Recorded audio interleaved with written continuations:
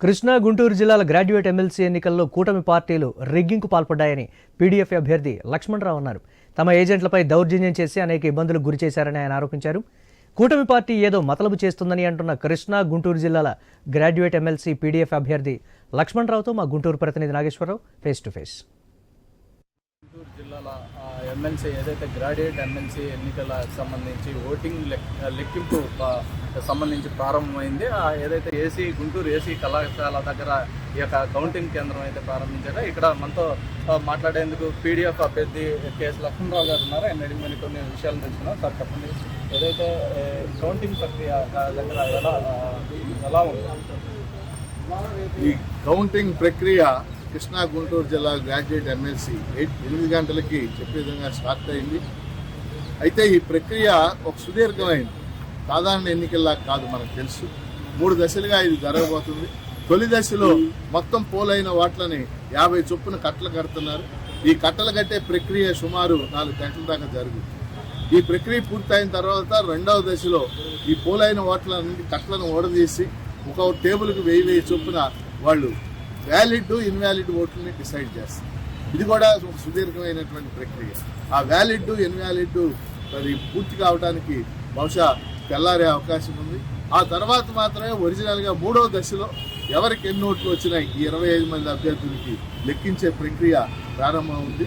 అందువలన ఇది కొద్దిగా సుదీర్ఘమైన ప్రక్రియ కాబట్టి రేపు ఉదయం 10 గంటలు ఆ ప్రాంతాలకు మాత్రమే మొట్టమొదటి ట్రెండ్స్ తెలిసే అవకాశం ఉందనేది నా అభిప్రాయం. పోస్టల్ బ్యాలెట్ ఓట్లు ఏదైతే ప్రారంభమైంది కదా, ఆ పోస్టల్ బ్యాలెట్కి సంబంధించి కొన్ని వ్యాలిడిటీ చలన ఓట్లుగా అయితే ఎక్కువగా ఉన్నట్టుగా చెప్తున్న పరిస్థితి.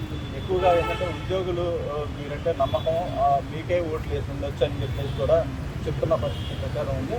దీనికి సంబంధించి వాటిలో చలన ఓట్ల పరిస్థితి, దానివల్ల ఏమన్నా మీకు నష్టం జరిగింది? అంటే పోస్టల్ బ్యాలెట్లు కేవలం 371 వచ్చింది. ఈ పోస్టల్ బ్యాలెట్ వేసే విధానం చాలా సంక్లిష్టమైంది. అదే ఎక్కువ మంది దాని జోలికి వెళ్తాల, డ్యూటీలో ఉన్నవాళ్ళు కూడా. అది కూడా వేసిన తర్వాత దాంట్లో ఉండే కొన్ని సాంకేతిక అంశాల వల్ల ఇన్వాలిడ్ అవుతుంది. ఉదాహరణకి కవర్ మీద వాళ్ళ అడ్రస్ రాశారని దాన్ని ఇన్వాలిడ్ చేస్తారు, లేకపోతే చిన్న విషయాల మీద ఇన్వాలిడ్ చేస్తున్నారు. అంటే ఆ రూల్ పొజిషన్ అట్లా ఉంది. కాబట్టి అవి 370 ఓట్లు బహుశా 200 ఓట్లు చెల్లటానికి అవకాశం ఉంది. ప్రతి ఓటు ఇంపార్టెంటే కాబట్టి ఆ విధంగా జరగడం కొద్దిగా ఇబ్బందికరమైనప్పటికీ కూడా సాధారణ ఓటింగ్లో నాకు మెజార్టీ వచ్చే అవకాశం ఉంది కాబట్టి నేను గెలుపొందడానికి అవకాశం ఉందని తెలుపుతున్నాను. ఏదైతే మన ఈ యొక్క ఓటింగ్ జరిగినప్పుడు కూడా రిగ్గింగ్ జరిగిందని ప్రధానంగా ఆరోపించిన పరిస్థితి, అలాగే మీకు సంబంధించిన ఏదైతే పోలింగ్ బూతుల దగ్గర కూడా గొడవ చేసిన పరిస్థితి, దీని ఎలా? ఖచ్చితంగా మీరు చెప్పింది 100% వాస్తవం. అన్నీ కూడా రికార్డెడ్గా ఉంది. 27వ తారీఖున పెద్ద ఎత్తున అధికార పార్టీ ఈ ప్రజాస్వామ్య స్వభావానికి విరుద్ధంగా, స్ఫూర్తికి విరుద్ధంగా పనిచేసింది. ఎన్నికల్లో ప్రజాస్వామ్యం రాజ్యాంగ సూత్రాలకు అనుగుణంగా పనిచేస్తే ఈరోజు ఎవరో ఒకరు గెలుస్తాం, ఆయన వాళ్ళు మేము. కానీ దానికి విరుద్ధంగా పూర్తిగా అనేక చోట్ల, ముఖ్యంగా పల్నాడు ప్రాంతం, వెల్లుర్తి, దుర్గి, బెల్లంకొండ ఈ మండలాల్లో మా ఎలక్షన్ ఏజెంట్లను బయటికి నెట్టేశారు.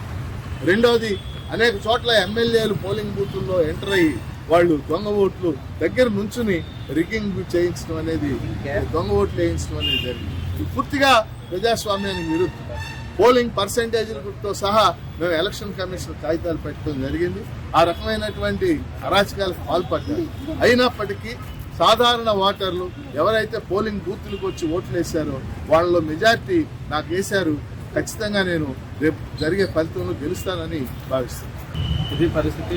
ఏదైతే పీడీఎఫ్ అభ్యర్థి లక్ష్మణరావు గారు అయితే చెప్తున్న పరిస్థితి అయితే, ఏదైతే నేను కంపల్సరీ మెజార్టీతో గెలుస్తానో, అలాగే కూటమి ప్రభుత్వం సంబంధించిన ఎవరైతే అభ్యర్థి ఉన్నాడో ఏదైతే రిగ్గింగ్కు పాల్పడి అనేక ప్రాంతాల్లో కూడా రిగ్గింగ్కు పాల్పడ్డారు, ఆ రిగ్గింగ్కు పాల్పడినా సరే అప్పటికీ కూడా నా వైపు గెలుపుండిద్ది, నా వైపు నేను అనేక ఉద్యమాల్లో పాల్గొన్నాను. ఆ ఉద్యమాల్లో పాల్గొన్న విధానం, అంతకుముందు నేను చేసిన సేవలు కూడా నన్ను గుర్తించి నాకు ఓట్లేసి నన్ను గెలిపిస్తారని నేను ఆశాభావం వ్యక్తం చేస్తున్నానని చెప్తున్న పరిస్థితి అయితే ఉంది.